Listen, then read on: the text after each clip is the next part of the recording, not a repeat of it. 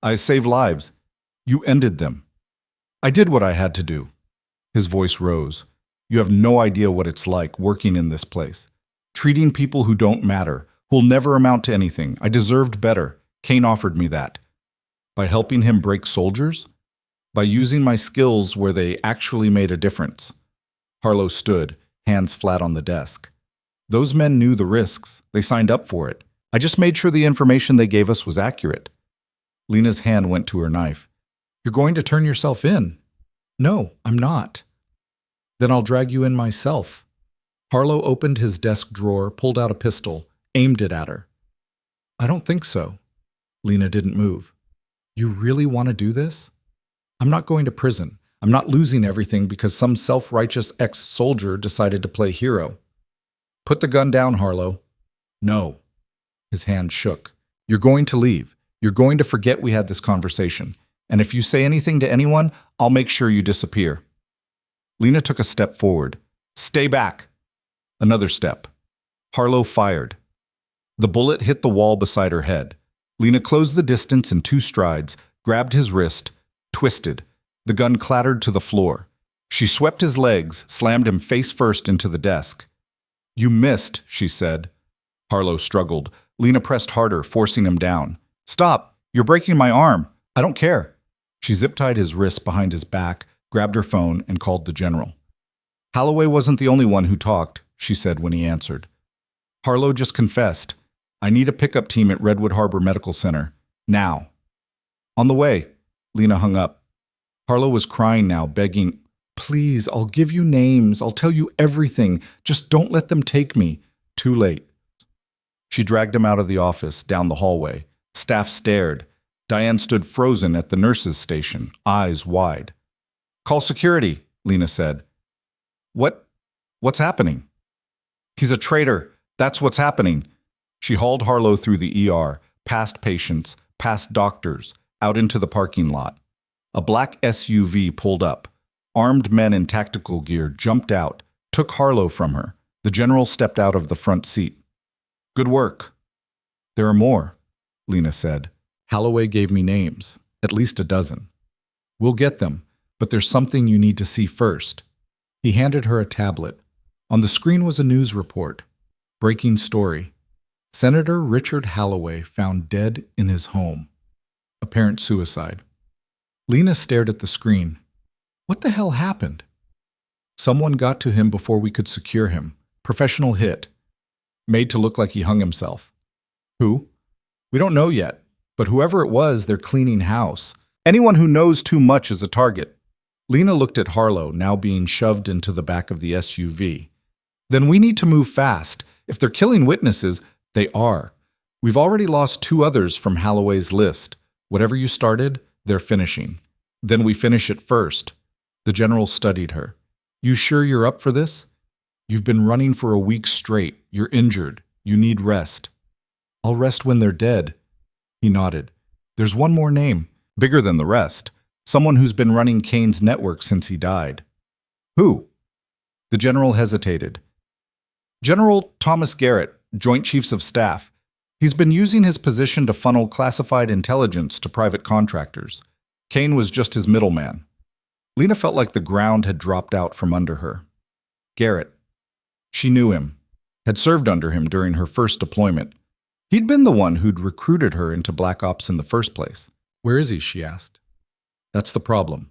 He knows we're on to him. He's gone dark. No phone, no digital footprint.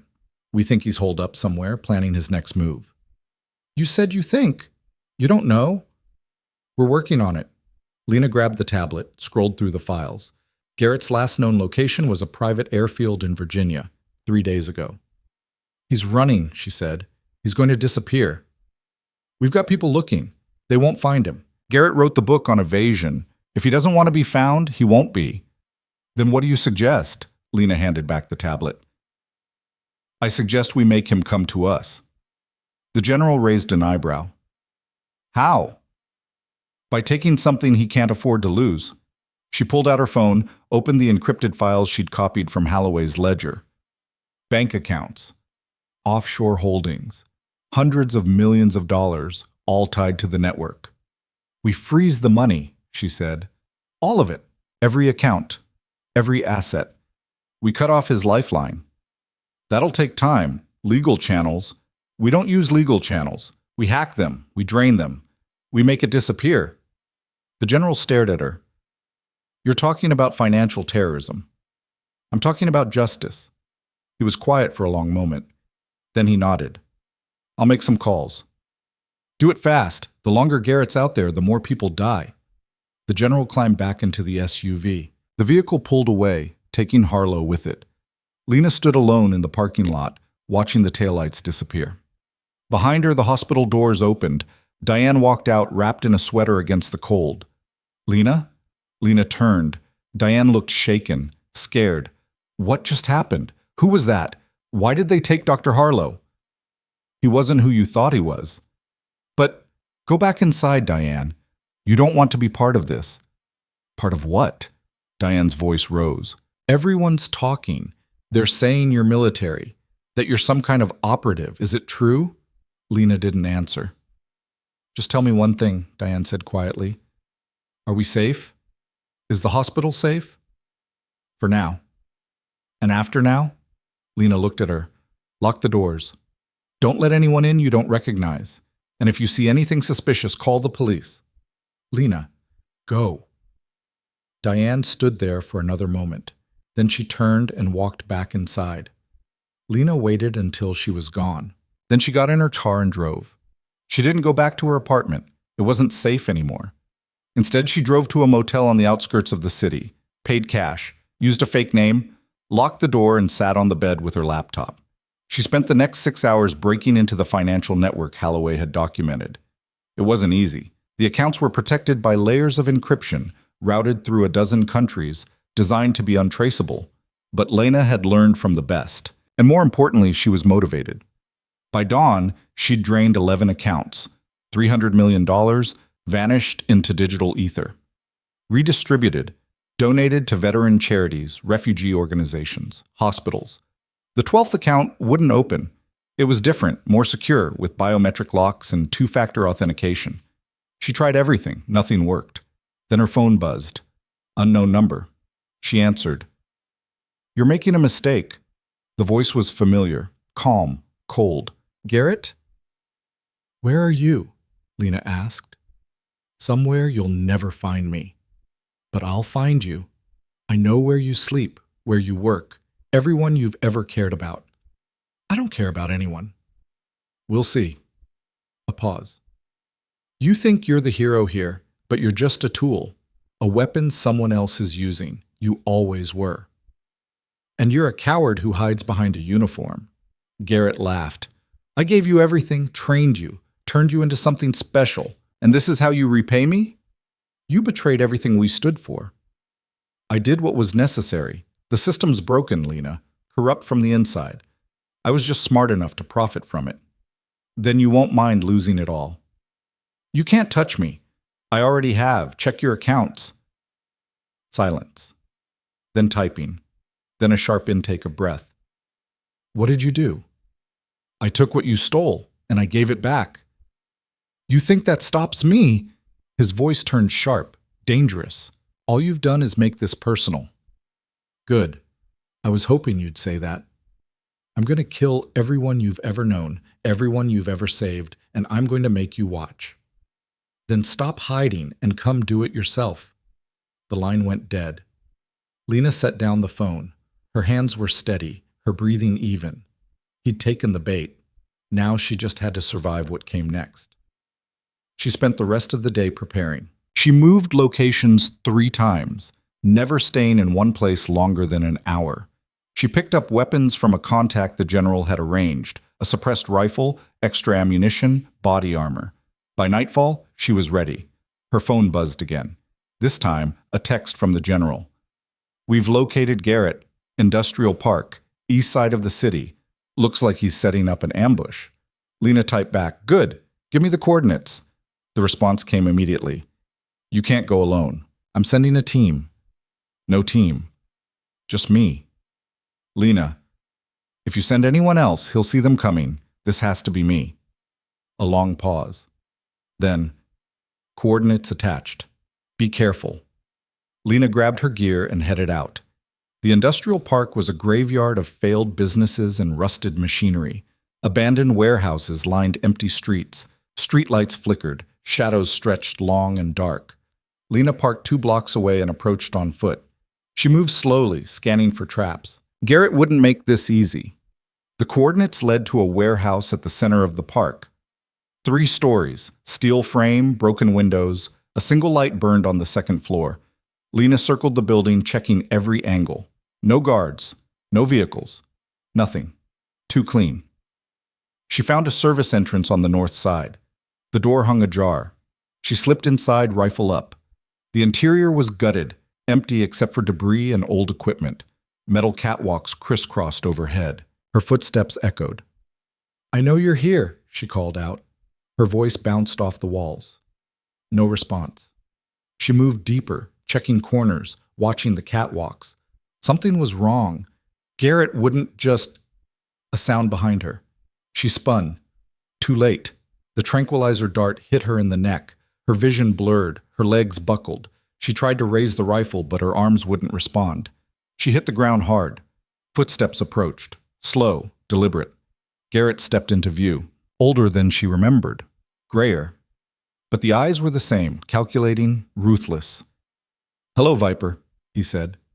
Lena tried to speak. Nothing came out. Garrett knelt beside her. "You always were predictable. I knew you'd come alone. Knew you'd think you were the predator." He smiled. "But you're still the weapon, and weapons don't get to choose their targets." He grabbed her by the vest, dragged her across the floor. She couldn't fight back, couldn't move. The drug had paralyzed everything except her mind. He pulled her into a side room. Inside, 3 people sat bound and gagged in chairs. Diane. The boy Lena had saved in the ER, the 8-year-old who'd been flatlined. And Lieutenant Raines, barely conscious, still recovering from his torture. "You wanted personal?" Garrett said. "Here's personal." He pulled out a knife, walked over to the boy. Lena tried to scream. Nothing. Garrett pressed the knife to the boy's throat. "You're going to watch them die, one by one. And then I'm going to leave you alive, so you can live with the fact that you failed them." The knife drew blood, and then the lights went out. The darkness lasted 3 seconds. Then muzzle flashes lit up the warehouse like lightning. Automatic gunfire tore through the air. Garrett dove behind a steel support beam. The knife clattered to the floor. Lena's vision was still blurred, her body still paralyzed, but she could see shapes moving in the darkness, tactical teams pouring through every entrance, red laser sights cutting through the dust. The general hadn't listened. He'd sent them anyway. Bullets punched through metal. Garrett returned fire, his shots precise even in chaos. One operative went down, then another, but there were too many. They came from all sides, closing in like a vice. Garrett grabbed a flashbang from his vest, threw it. The explosion was deafening. In the confusion, he ran, not toward the exit, but deeper into the warehouse. An operative knelt beside Lena, checked her pulse. "She's dosed. Get the medic." "No." Lena's voice came out slurred, barely audible. "Go. After him." "Ma'am, you need..." "Go." The operative hesitated, then ran after Garrett. Another soldier cut the hostages free. Diane was crying, hyperventilating. The boy was frozen with fear. Raines could barely sit up. "Get them out," Lena managed. "Now." 2 medics appeared, started checking the hostages. One of them turned to Lena, pulled out a syringe. "This'll counteract the sedative. It's gonna hurt." He injected her. Pain exploded through her nervous system like fire. Every muscle seized. She gasped, unable to scream. Then feeling returned. Her fingers twitched. Her legs moved. "Easy," the medic said. "Give it a minute." Lena shoved him aside, grabbed the rifle someone had dropped, and stood. Her legs almost gave out. She forced them to hold. "Where did he go?" The medic pointed. "East side, but you can't..." She was already running. The warehouse was a maze of corridors and collapsed sections. Gunfire echoed from somewhere ahead. Lena followed the sound, her body screaming protest with every step. The drug was still in her system, fighting the counteragent. Her vision swam. Her hands shook. She turned a corner and found 2 operatives down, bleeding. One of them grabbed her ankle as she passed. "He's in the basement. Said he'd..." Blow the whole place, but Lena kept moving. A stairwell descended into darkness. She took the steps two at a time, rifle up. At the bottom, a heavy metal door hung open. Beyond it, a long corridor lit by emergency lights. Footsteps echoed ahead. She moved fast, ignoring the pain. The corridor opened into a wide room, some kind of old maintenance bay. Pipes and machinery filled the space, and in the center, Garrett stood beside a steel panel covered in wires and blinking lights. A bomb. "Stop," he said, without turning around. He held a detonator in one hand, his pistol in the other. "One more step and I blow it. This whole building comes down. Everyone inside dies." Lena stopped, aimed the rifle at his head. "Put it down." "Can't do that." Garrett turned slowly. His face was calm, almost sad. "You were supposed to be different, Viper. Better than the rest. I gave you a purpose, a mission. You gave me lies. I gave you clarity. The world's broken, run by people who pretend to care but only serve themselves. I was just honest about it. You murdered soldiers, sold secrets, destroyed lives. I used resources that were being wasted." Garrett gestured with the detonator. "You think the system would have done anything with them? They'd be forgotten in a week. I made them matter. By torturing them. By extracting value." His voice hardened. "Every piece of intelligence we got saved operations, saved lives. The math works, Viper. You know it does. The math doesn't include the people you broke. People break." Garrett shrugged. "That's what they do. I just accelerated the process." Lena's finger tightened on the trigger. "You're not walking away from this." I don't intend to." He held up the detonator. Dead man's switch. I let go, it detonates. You shoot me, it detonates. Either way, everyone upstairs dies.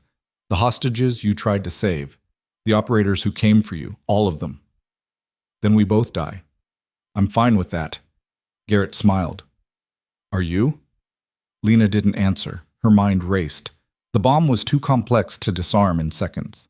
Even if she shot Garrett, his hand would release the trigger. Unless... She lowered the rifle slightly. You said you'd give me a choice. One last mission. Garrett's eyes narrowed. What? You let them go. The people upstairs. And I'll stay. Do whatever you want. I won't fight back. You expect me to believe that? You trained me.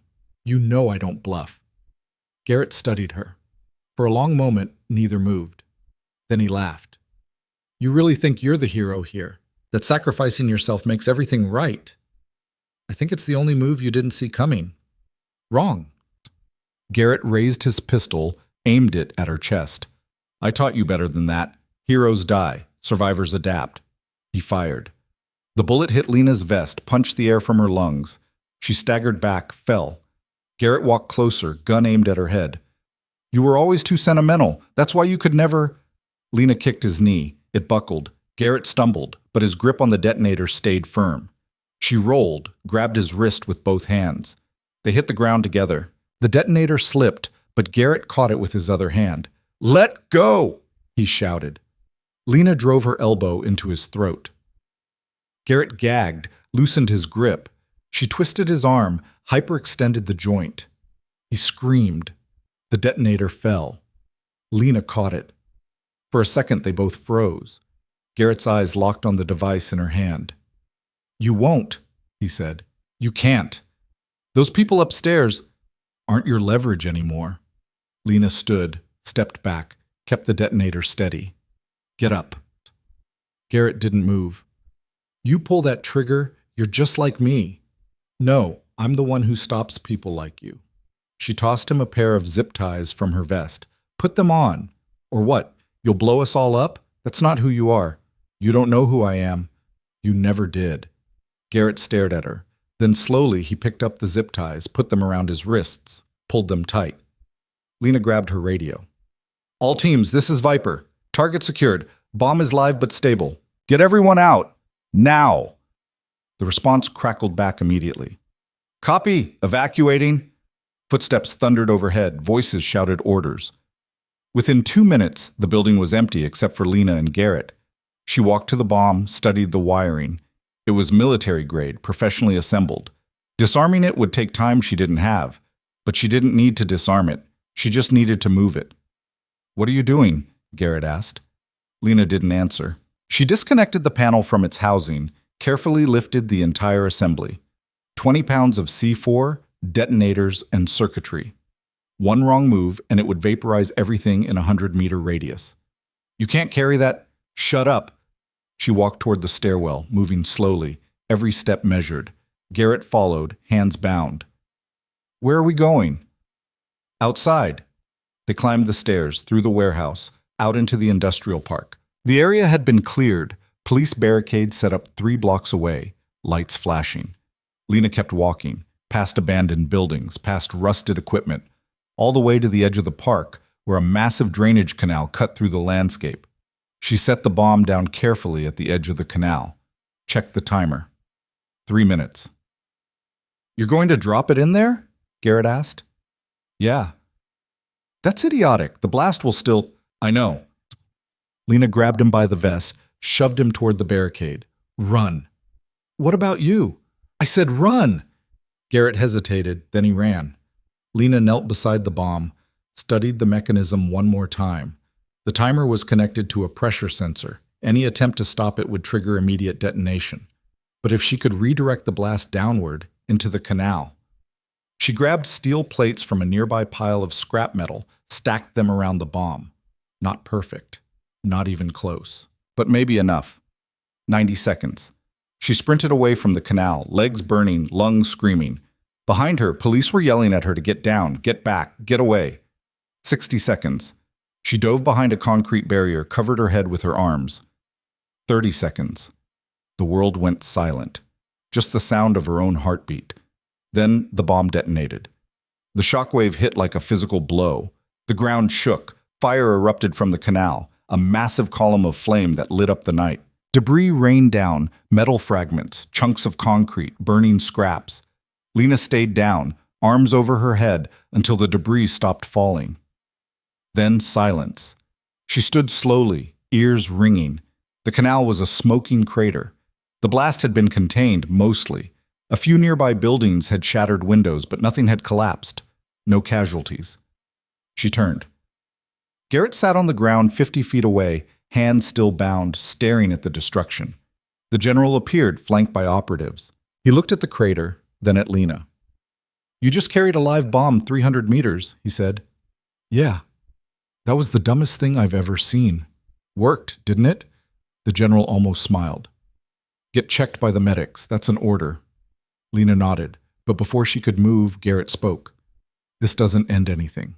His voice was quiet, hollow. "There are others, people you'll never find. The network's bigger than you think." "Then we'll find them too," Lena said. "You'll spend the rest of your life hunting shadows. Better than being one." Garrett looked at her. Something flickered in his eyes. Respect, maybe. Or regret. "I should have killed you when I had the chance," he said. "Yeah, you should have." Operatives hauled him away. Lena watched until he disappeared into the back of an armored truck. The general stepped beside her. "The hostages are safe. Diane's shaken, but unharmed. The kid's with his parents. Rains is back in the hospital. He'll recover." "Good." "Harlow's singing like a bird. We've already arrested 6 more people from his testimony. The network's collapsing." "How many are left?" "We're not sure, but we're following every lead." The general paused. "This is going to take years, Lena. Maybe decades. These people are embedded everywhere. Then we keep digging." "Is that what you want? To spend the rest of your life on this?" Lena looked at the smoking crater, at the police lights, at the operatives securing the scene. "I don't know what I want," she said quietly. The general nodded. "Take some time. Figure it out. You've earned it." He walked away, leaving her alone. Lena stood there for a long time, watching the smoke rise into the night sky. Then she turned and walked back toward the barricades. Medics tried to stop her, but she waved them off. She was bruised, exhausted, probably concussed, but nothing was broken, nothing that wouldn't heal. She found Diane sitting in the back of an ambulance, wrapped in a blanket. When Diane saw her, she stood. "Lena, you okay?" "I think so. I don't understand what just happened." "You don't need to. He said he was going to kill us. Because of you, because you. Diane trailed off. Who are you? Lena didn't answer. Everyone at the hospital is talking. They're saying you're some kind of soldier, that you've been lying to us this whole time. I wasn't lying, I just wasn't telling the whole truth. What's the difference? One keeps you alive. Diane stared at her. Are we safe now? Is it over? For you, yeah, it's over. And for you? Lena looked away. I don't know yet. Diane stepped closer. I know we weren't close. I know I treated you like you didn't matter. But you saved my life tonight. You saved all of us. Her voice broke. Thank you. Lena nodded. Go home, Diane. Forget this happened. How am I supposed to do that? You just do. Diane wiped her eyes, climbed back into the ambulance. The doors closed. The vehicle pulled away. Lena walked back toward her car. It was still parked 2 blocks away, untouched by the chaos. She got in, started the engine. Her phone buzzed. A text from the general. Press conference scheduled for tomorrow. They're calling it a major breakthrough in counterintelligence. Your name won't be mentioned, but people will ask questions. Lena typed back, let them ask. Another message appeared. One more thing. We found something in Garrett's files. A list. Targets he was planning to eliminate. Your name was at the top. She stared at the screen. Then she deleted the message and tossed the phone onto the passenger seat. She drove back to Crestline. Not to her apartment, not to the hospital, to the cemetery. It was nearly dawn when she arrived. The gates were locked, but she climbed over easily, walked through rows of headstones until she found the one she was looking for, Captain James Reese. Killed in action. She knelt beside the grave, pulled out the knife she'd carried through every mission, set it on the headstone. Sorry I couldn't bring you back, she said quietly. Sorry it took so long. The wind rustled through the trees. Somewhere, a bird sang. Lena stayed there until the sun came up. Then she stood, left the knife, and walked away. She drove to Redwood Harbor Medical Center, parked in her usual spot, walked through the doors at exactly 6:45 a.m. The ER was already busy. A man with chest pain in Bay 2, a woman with a broken arm in Bay 4, an overdose being wheeled in from an ambulance. Diane wasn't at the nurse's station, neither was Harlow, but the other staff were there and they all stopped when they saw her. Whispers spread, eyes followed her. A young resident approached, nervous. Lena? There are some people here to see you. They said they're from... I know who they're from. She walked to the conference room. Inside, 3 men in suits sat waiting, federal agents based on the badges. Ms. Cross, the lead agent said, we need to ask you some questions about the events of last night. Am I under arrest? No, but we need your statement.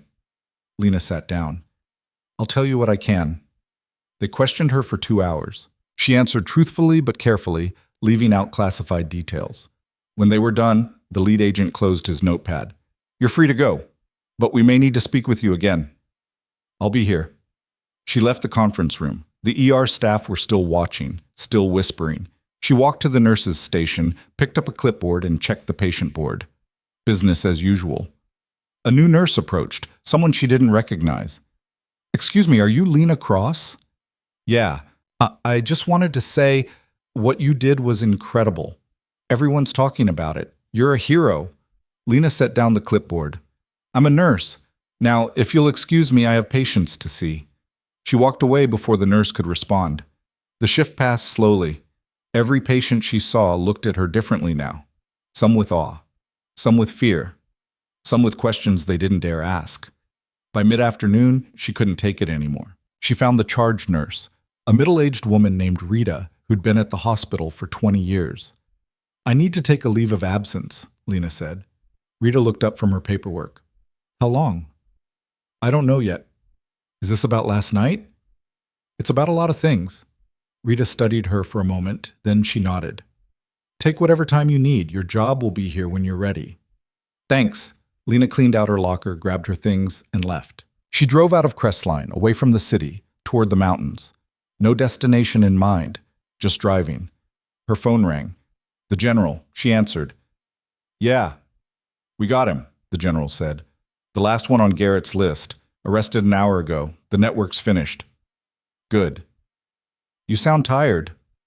I am. Where are you? Driving. Where to? I don't know yet. The general was quiet for a moment. You planning on coming back? Eventually. When? When I figure out who I am without all this. You're Viper. You're the best operator I've ever worked with. That's the problem. Lena pulled over to the side of the road. I don't want to be Viper anymore. Then what do you want to be?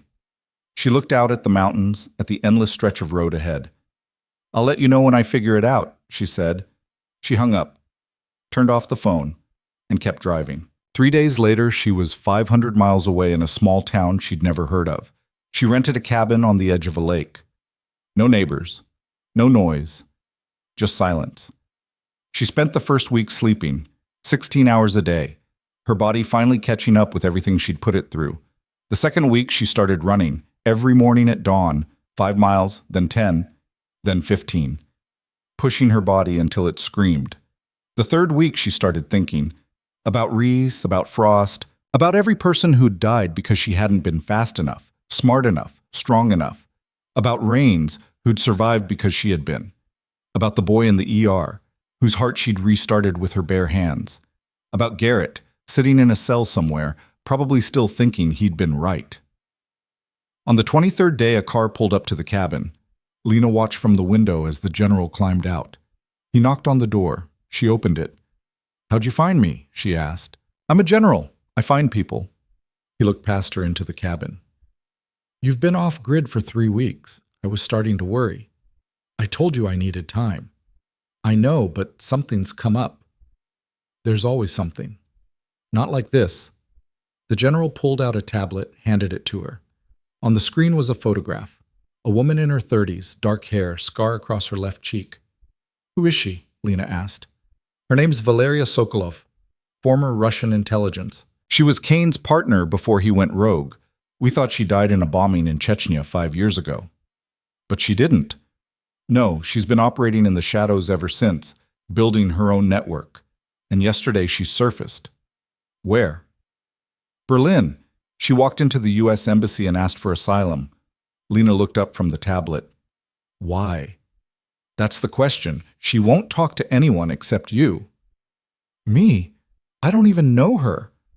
She says you do. She says you killed her brother. Lena's blood went cold.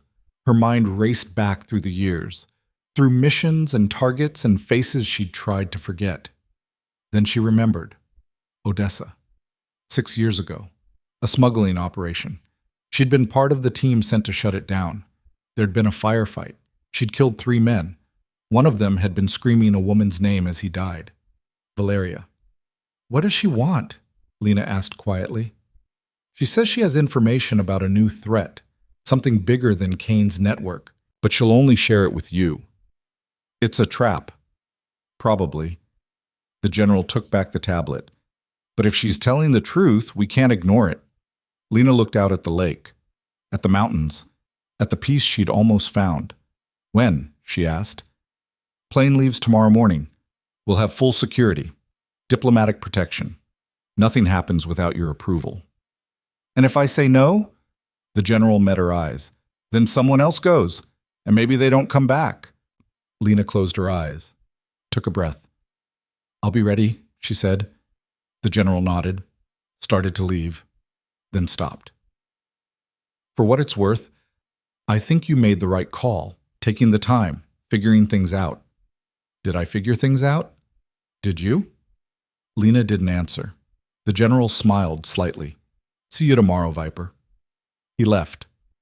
Lena stood in the doorway, watching the car disappear down the road. Then she walked back inside, grabbed her duffel bag from the closet, began packing. The knife from Reese's grave sat on the table where she'd left it. She picked it up, tested the weight. Then she packed it. Because some things never changed. Some people never stopped being weapons. They just learned when to fire. The plane touched down in Berlin at 400 hours local time. Rain hammered the tarmac, turning the runway lights into blurred halos. Lena stepped off onto German soil for the first time in 8 years, and the memories hit her immediately. Odessa. The warehouse. The gunfire. The man screaming his sister's name as he bled out on the concrete. She pushed it down, locked it away. There'd be time for ghosts later. The general met her at the bottom of the stairs, umbrella in hand. "Welcome to Berlin. Embassy's 20 minutes from here. Sokolov's waiting." "She say anything else?" "Not a word. Just your name." They climbed into an armored SUV. 2 vehicles flanked them, security detail, locked and loaded. The convoy moved through empty streets, past shuttered shops and graffitied walls. Berlin at dawn looked tired, worn down. Lena knew the feeling. The embassy compound was a fortress disguised as architecture. Concrete barriers, reinforced glass, Marines at every checkpoint. They cleared security in under 5 minutes. The general led her through corridors lined with flags and official portraits, down a stairwell into the basement level. A conference room waited at the end. 2 Marines stood outside. Inside, Valeria Sokolov sat at a metal table, hands folded, perfectly still. She looked up when Lena entered. Her eyes were green, cold. The scar across her cheek was thick, jagged, like someone had tried to carve her face off and failed. "Viper," she said, Russian accent thick. "Finally." Lena pulled out a chair, sat down across from her. The general stayed by the door, arms crossed. "You wanted me," Lena said. "I'm here." "You killed my brother." "Yeah, in Odessa, 6 years ago. He was trying to escape. You shot him in the back." Lena didn't flinch. "He was armed.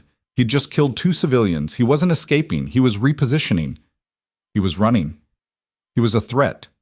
Valeria leaned forward. "Do you remember what he said before he died?"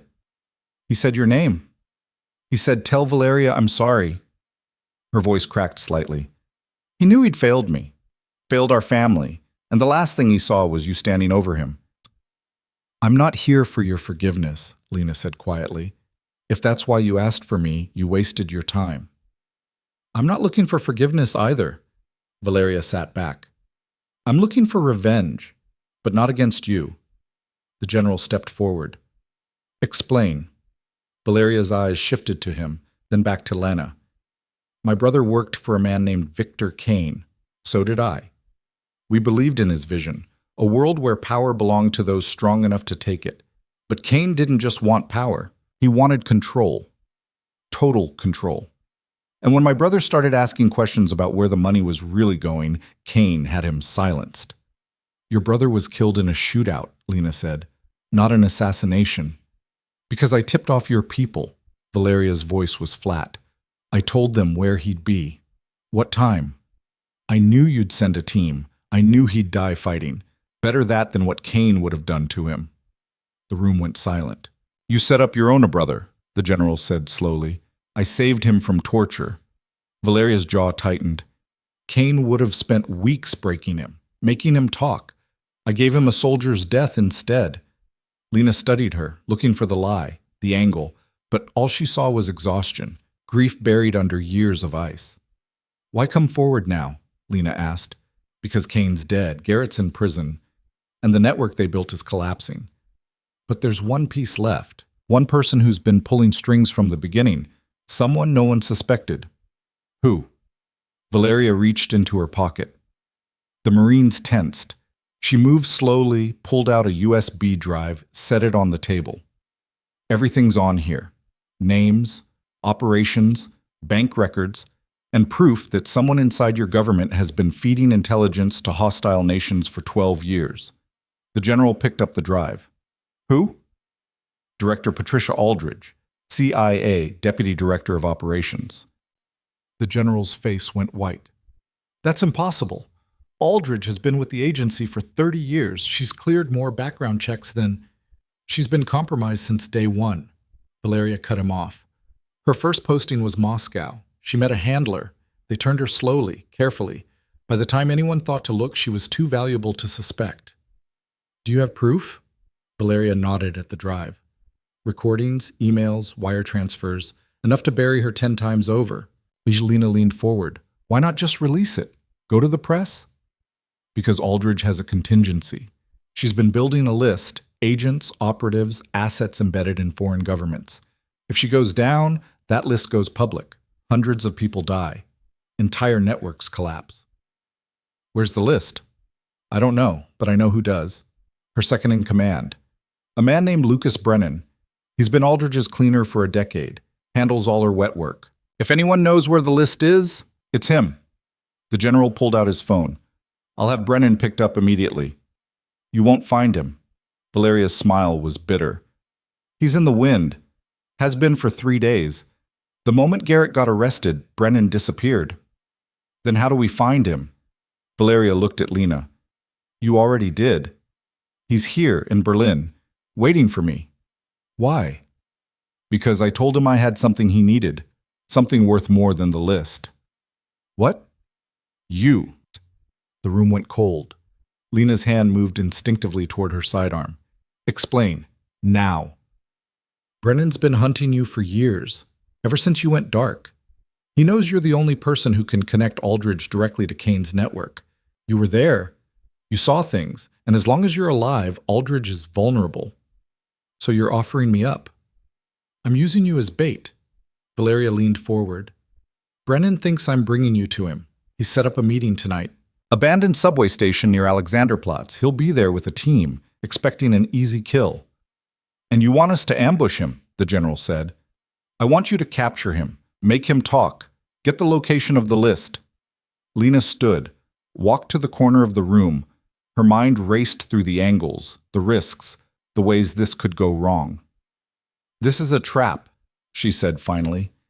Yes, Valeria agreed, but not for you. For him. Why should we trust you?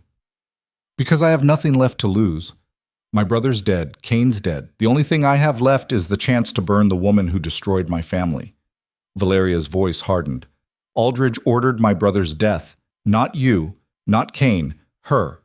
And I want her to pay. The general looked at Lena. Your call. Lena turned, met Valeria's eyes, searched for deception, for hesitation. She found none. When's the meet? Lena asked. 10 p.m. tonight. I'll need a team. Overwatch. Extraction routes. You'll have them, the general said. But Lena, if this goes sideways, it won't. He didn't look convinced, but he nodded. Valeria stood. There's one more thing. Brennan's not just a killer, he's a fanatic. He believes Aldridge is protecting America by controlling information. He won't surrender, won't negotiate. If you want him alive, you'll have to break him. I've broken people before, Lena said quietly. Not like this. Valeria walked to the door, stopped. He's already killed 3 operatives who got too close. All of them were good, better than good. What makes you think I'll do better? Valeria looked back over her shoulder. Because you're not good. You're necessary. Then she left. The general waited until she was gone. You sure about this? No, Lena said, but we're out of options. The day passed in preparation. Lena reviewed satellite imagery of the subway station, memorized entry points, studied Brennan's file. Former Delta Force. 43 confirmed kills. Expert in close-quarters combat and psychological warfare.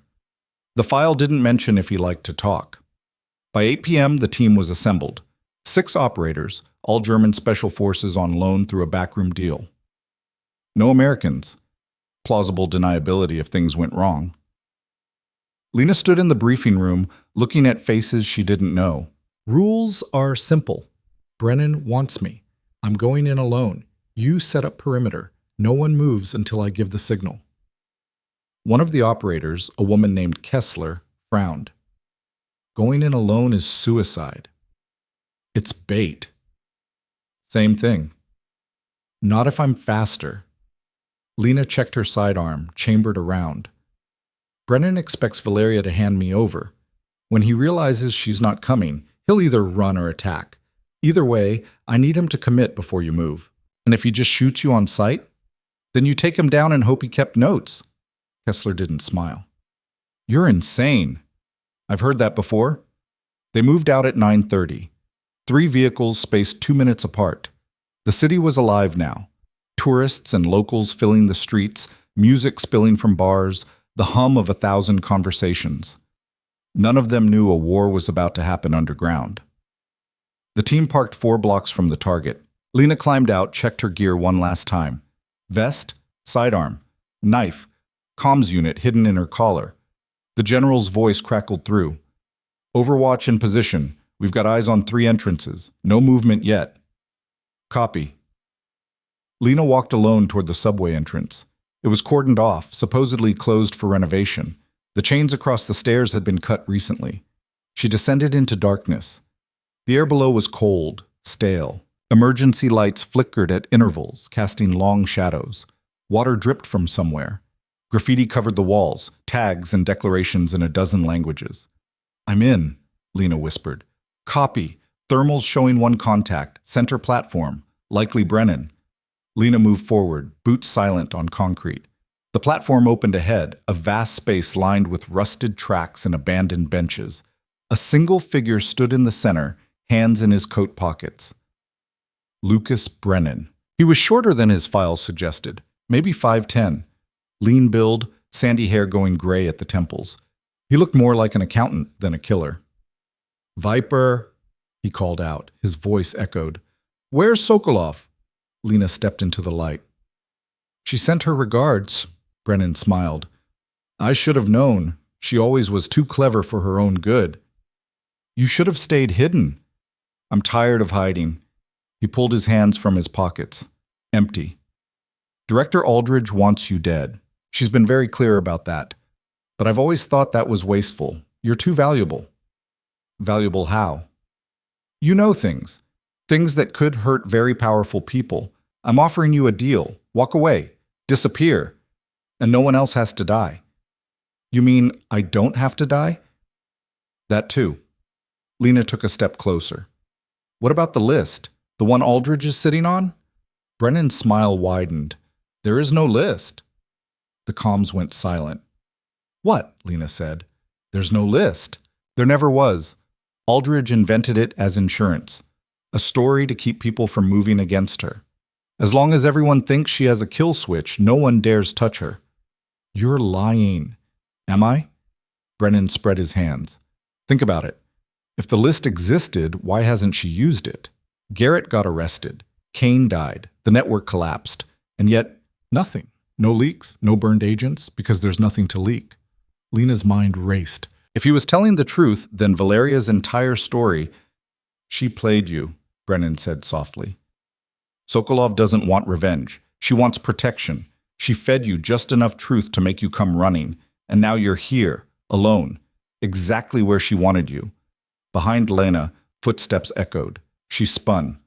Valeria stepped out of the shadows, flanked by 4 armed men. Her face was calm, almost apologetic. I'm sorry, she said, but I need you to understand. Aldridge is untouchable. The only way to survive is to give her what she wants. You set me up. I gave you a choice, come quietly or die here. Lena's hand moved toward her gun. Don't.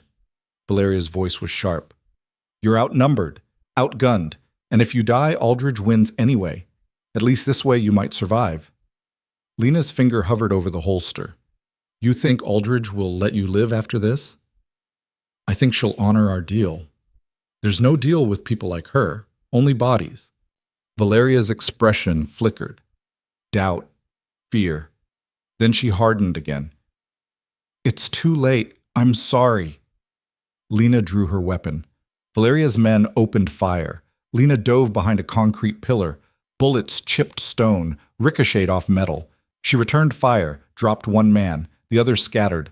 Move in! Move in! The general's voice screamed through her comms. Boots thundered from every entrance. Flashbangs detonated. Smoke filled the platform. Lena used the chaos, moved fast, targeting Valeria's men 1 by 1. 2 down. 3. Brennan pulled a pistol, fired at the German operators. Hit 1 in the shoulder. Kessler shot back, missed. Brennan was already moving, using the smoke as cover. Lena chased him. Through the tunnel, into the maintenance corridors. He was fast, but she was faster. She closed the distance, tackled him from behind. They hit the ground hard. Brennan twisted, tried to bring his gun around. Lena grabbed his wrist, slammed it against the concrete. The gun skittered away. He punched her in the ribs. Pain exploded. She headbutted him. His nose broke. They scrambled apart, both gasping. You can't win, Brennan spat blood. Even if you kill me, Aldridge walks. She's got the entire intelligence community protecting her. Then I'll go through them too. You'll die trying. Better than living as a target. Brennan lunged. Lena sidestepped, drove her knee into his gut. He folded. She grabbed him by the collar, slammed him against the wall. Where is she? Langley. Where else? How do I get to her? Brennan laughed. Blood bubbled from his lips. You don't. She's surrounded by layers of security. She'll see you coming from miles away. Then I'll get close enough she won't. How? Lena pulled out her knife, pressed it to his throat. You're going to tell me. And he did. Not easily. Not quickly. But over the next hour, in a secure room at the embassy, with medics patching his broken face and operators standing guard, Lucas Brennan talked. He gave them everything. Aldridge's schedule, her security detail, the bunker beneath Langley where she spent her nights, the names of everyone on her payroll, and the proof that the list was a lie. By dawn, the operation was ready. Lena stood in the embassy courtyard, watching the sun rise over Berlin. Her ribs ached, her head throbbed, but her hands were steady. The general approached, 2 cups of coffee in hand. He offered her one. We've got a team moving on Aldridge in 6 hours, he said. FBI's coordinating with justice. She'll be arrested at Langley. Very public. Very final. She'll lawyer up, claim immunity. She can try, but Brennan's testimony plus the evidence Sokolov provided, she's done. Lena sipped the coffee. It was terrible. What about Sokolov? In custody, she'll probably cut a deal. Testify in exchange for witness protection. She deserves worse. Maybe, but she gave us Aldridge. That counts for something. Lena didn't respond. The general stood beside her, quiet for a moment. What are you going to do now? I don't know. You could come work for me. Officially. Clean operations, real oversight. That's not me. Then what is? Lena looked at him. I'm still figuring that out. He nodded. Fair enough. But when you do, let me know. We could use someone like you. Someone like me gets people killed. Someone like you also saves them. He walked away, leaving her alone with the sunrise. 18 hours later, Lena stood outside Langley, watching from a distance as FBI agents led Patricia Aldridge out in handcuffs. News cameras swarmed. Reporters shouted questions. Aldridge kept her head high, face blank. But Lena saw the crack. The moment Aldridge realized it was over, that everything she'd built had collapsed. It lasted only a second. Then the mask returned. They loaded her into a vehicle. The convoy pulled away. Lena turned and walked back to her car. The flight back to the United States was long. Lena slept most of it, dreamless and deep. When she woke, they were descending into Crestline. She didn't go to the hospital, didn't go to her apartment. She went to the cemetery. Reese's grave was exactly as she'd left it. The knife she'd placed there was gone, probably taken by groundskeepers. But someone had left flowers. Fresh ones. She knelt beside the headstone. It's done. All of it. Garrett's in prison. Aldridge is arrested. The network's gone. The wind rustled through the trees. I know it doesn't bring you back, she continued quietly. Nothing does. But maybe it means something. Maybe it means you didn't die for nothing. She stayed there for a long time. Then she stood, brushed off her knees, and walked back to her car. Her phone buzzed. A text from Diane. Heard you're back. Coffee? Lena stared at the message. Then she typed back. Yeah. Tomorrow morning. The next day, Lena walked into a small cafe 2 blocks from the hospital. Diane sat in the corner, 2 cups already on the table. You came, Diane said. Said I would. They sat in awkward silence for a moment. Then Diane spoke. I quit. Lena looked up. What? I quit the hospital, gave my notice yesterday. Why? Because after everything that happened, I realized I was just going through the motions, showing up, collecting a paycheck, not actually living. Diane's hands wrapped around her cup. You almost died saving us, and I couldn't even remember the last time I felt alive. So what are you going to do? Travel, maybe volunteer somewhere. I don't know yet. Diane smiled. Figure it out as I go. That sounds terrifying. It is, but it's better than being invisible. Lena nodded slowly. Yeah, it is. They talked for an hour. Not about the warehouse or Garrett or any of it, just normal things, small things, the kind of conversation Lena hadn't had in years. When they parted, Diane hugged her. "Thank you for everything." Lena hugged her back. "Take care of yourself." "You too." Lena walked back to her car, sat there for a moment, staring at the hospital across the street. Then she drove to Redwood Harbor Medical Center. The ER was busy, afternoon rush filled with minor injuries and worried families. Lena walked through the doors and straight to Rita's office. Rita looked up from paperwork. "Lena, I wasn't expecting you." "I'm coming back." Rita set down her pen. "Are you sure? After everything?" "I'm sure, but not full time. Maybe 3 shifts a week. I need the rest of the time for something else." "What's that?" "I'm not sure yet, but I'll figure it out." Rita studied her. Then she smiled. "Welcome back. When can you start?" "Tomorrow." The next morning, Lena clocked in at 6:45 a.m. The staff barely glanced at her. The whispers had died down. She was just another nurse again. Exactly what she wanted. Her first patient was a construction worker with a dislocated shoulder. She reset it in under 2 minutes. Clean, efficient, no drama. Her second was a child with an asthma attack. She talked him through it, kept him calm, got his breathing stabilized. By lunch, it felt like she'd never left. But that afternoon, a call came in. Mass casualty event. Multi-vehicle accident on Highway 16. ETA 4 minutes. The ER exploded into motion. Lena moved automatically, prepping bays, organizing supplies. The first ambulance arrived, then the second, then 5 more. It was chaos. Blood and screaming and people shouting orders. And in the middle of it, Lena found herself standing over a woman with a punctured lung. The attending was frozen, staring at the monitor. I need, move, Lena said. She inserted the chest tube herself. Reinflated the lung. Saved the woman's life. The attending stared at her. How did you practice? Lena pulled off her gloves. Next patient's in Bay 3. Go. He went. By the end of the shift, they'd saved 12 people, lost 2. Better than last time. Rita found Lena in the break room. That was impressive. Just doing my job. That wasn't just a job. That was... Rita paused. You're different now, since you came back. How? You don't hide anymore. Lena didn't respond. Rita left her alone. 3 weeks later, Lena received a package. No return address. Inside was a file folder and a note. The note read, Thought you should see this. General. The file contained newspaper clippings, headlines about Aldridge's arrest, her trial, her conviction on 12 counts of treason, life in prison without parole, and a photo. Aldridge in an orange jumpsuit being led into a federal facility. Her face was drawn, defeated. Lena stared at the photo for a long time. Then she filed it away. That evening, she drove to the lake cabin she'd rented. It was still there, still empty. She'd kept the lease. She sat on the dock, watching the sun set over the water. Her phone rang. The general. Did you get the file? He asked. Yeah. Thought you'd want to see how it ended. It ended the moment she got arrested.